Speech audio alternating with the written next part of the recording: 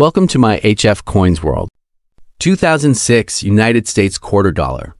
The coin millions spent, but some collectors never stopped looking. Have you ever reached into your pocket, grabbed a handful of change, and thought absolutely nothing about it? Most of us have. We spend quarters on coffee, parking meters, vending machines, or leave them forgotten inside a cup holder in the car. But every once in a while, an ordinary-looking quarter makes someone stop and take a second look. Not because it's made of gold or silver, but because there's something different about it, something that turns an everyday coin into a fascinating piece of American history. Today, we're taking a closer look at the 2006 United States quarter dollar, a coin that millions of Americans used without a second thought, yet one that continues to attract collectors nearly 2 decades later. And before the end of this story, we'll uncover one detail that many people completely overlook when checking their own quarters.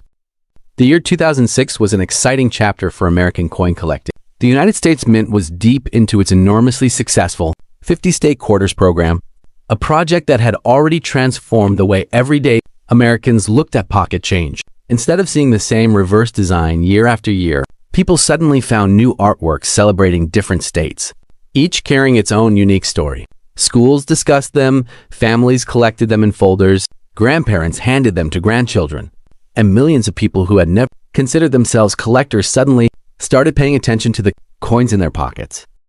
By 2006, the excitement hadn't faded at all. In fact, many collectors believed the program had reached one of its strongest moments.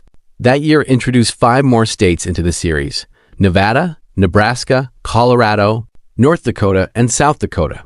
Each design represented something meaningful about the state's identity, making these quarters more than simple currency.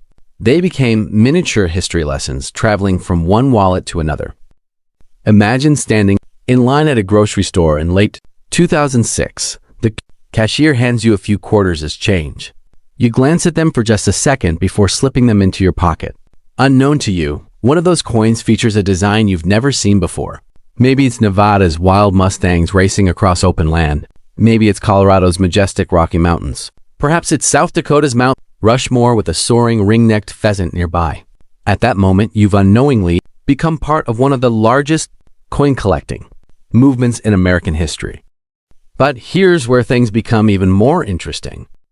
Not every 2006 quarter is equally desirable to collectors. The value of these coins depends on much more than simply the year printed on them. Condition plays an enormous role. Coins that entered circulation quickly picked up scratches, nicks, worn edges, and dull surfaces. Others somehow escaped heavy use altogether, preserving their original mint luster. Those brilliant, sharply struck examples naturally attract greater attention from collectors because they're much harder to find. Then there are the mint marks. If you look carefully beneath the phrase, "In God We Trust," on the obverse, you'll usually find either a P for Philadelphia or a D for Denver. These two facilities produce hundreds of millions of quarters during 2006. While both are common overall, collectors often notice subtle differences in strike quality, luster, and surface preservation between the two mints. In some years, one mint produced noticeably sharper details than the other, creating extra interest for specialists who enjoy comparing examples side by side. And if you're especially lucky, you might discover an S mint mark. Those quarters weren't intended for everyday circulation. Instead, they were produced at the San Francisco Mint for collector proof sets. These coins received special manufacturing techniques, polished dies, and carefully prepared blanks that created stunning mirror-like fields and frosted designs. Some proof quarters were struck in traditional copper-nickel clad composition, while others were minted in 90% silver specifically for collector sets. Because they were never meant to circulate, finding one in everyday pocket change is uncommon, but not impossible. Every now and then, proof coins accidentally enter circulation through inherited collections, estate sales, or simple human mistakes. Now here's something that surprises many new collectors. People often assume rarity always comes from low mintage numbers. While that's sometimes true, another factor can be just as important: mint errors. The United States Mint operates at incredible speed, producing thousands of coins every minute. Even with strict quality control, occasional mistakes happen. Most errors are caught before leaving the mint, but a small number slip into circulation. Collectors search for off-center strikes, clipped planchettes, die cracks, die chips, doubled dies, and missing clad layer errors. Each type tells a fascinating story about the manufacturing process. These aren't intentional creations, they're accidental moments frozen forever in metal. Because genuine mint errors are relatively scarce, authenticated examples often generate strong collector interest. But there's an important point every collector should remember. Not every unusual-looking coin is actually an error.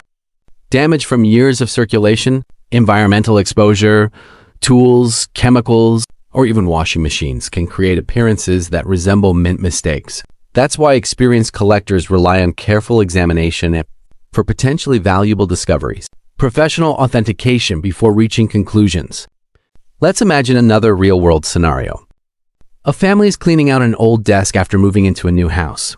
Deep inside one drawer sits a small glass jar filled with loose quarters collected over many years. Most people would simply roll them up and deposit them at the bank. But one family member decides to examine each coin one by one. Among hundreds of ordinary quarters appears a remarkably bright 2006 example with crisp details and almost no signs of wear. Then another catches their attention because the lettering looks slightly unusual. Curiosity leads them to research the coin further, compare it with reliable references, and eventually seek expert opinions, whether the coin proves to be highly collectible or simply an interesting keepsake. The excitement of discovery becomes part of the story itself. That's one reason coin collecting continues growing generation after generation. The thrill isn't only about value.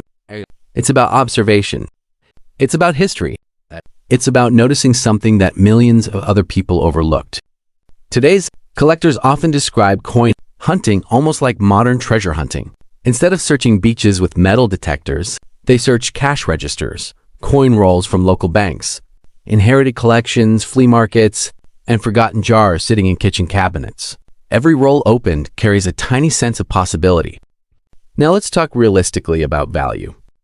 Many circulated 2006 state quarters remain worth their face value of 25 cents. That's perfectly normal because hundreds of millions were produced. However, coins preserved in exceptional uncirculated condition, certified by respected grading services, or featuring significant verified mint errors, can command much stronger interest in the collector market.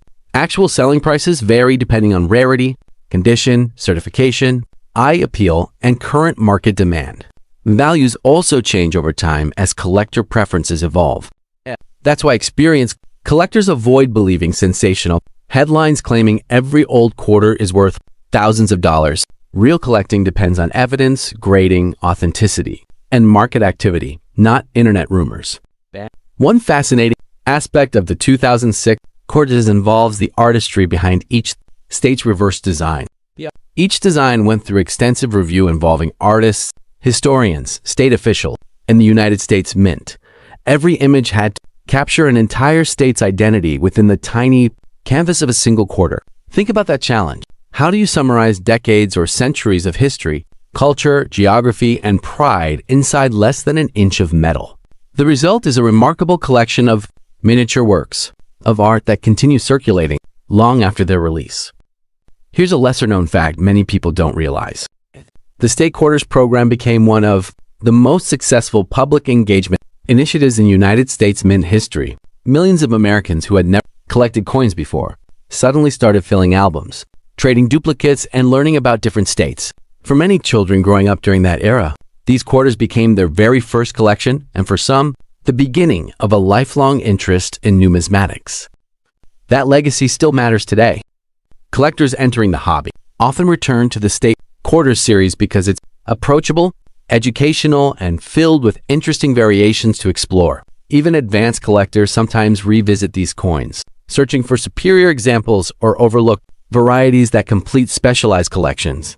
So the next time you receive change at a gas station, grocery store, or restaurant, don't rush to spend every quarter without looking. One quick glance could reveal a beautiful 2006 State Quarter in exceptional condition, an unexpected proof coin, or perhaps even an authentic mint error waiting to be identified. Most will simply be everyday coins, and that's perfectly fine, but the habit of looking closely is what separates casual spenders from curious collectors. Sometimes the greatest reward isn't discovering a rare coin.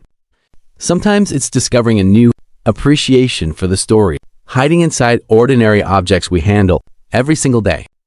Thank you for joining me here on HF Coins World. If you enjoy exploring the history, artistry, and hidden details behind American coins, make sure to subscribe and turn on notifications so you won't miss our next journey into the world of numismatics. And before you spend your next handful of change, take a closer look. You never know what piece of history might already be sitting in your pocket. Happy collecting, and I'll see you in the next video.